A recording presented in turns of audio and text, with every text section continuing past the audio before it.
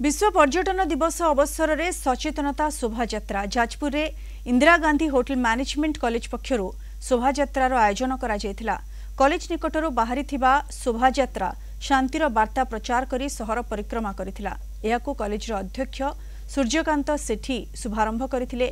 शोभायात्रा मां बिरजांक मंदिर निकट में पहुंचवा पर पर्यटकों को अतिथि भाव स्वागत करने को वार्ता दिया जायथिला। टूरिस्ट एरिया रे जो माने टूरिस्ट आसुचंदी से एरिया रो लोक मानकर सस्टेनेबल लाइफ मध्य ही पारुची जेमति कि से माने मोनेटाइजेशन होची से माने विभिन्न प्रकार सोर्स रो पैसा इनकम करूचंदी।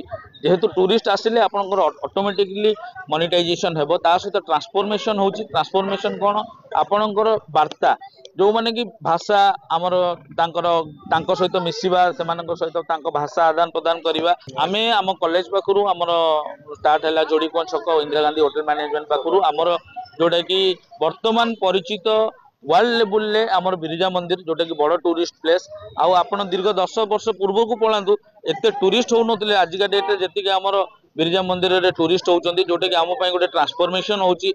एही लोकल लोक मध्य आपनकर ट्रांसफॉर्मेशन इन्फॉर्मेशन तांकर सस्टेनेबल लाइफ तांकर कलेनी जोटा कि मोनेटाइजेशन करूचंदी। ता सहित से माने सस्टेनेबल भी हे जाइचंदी।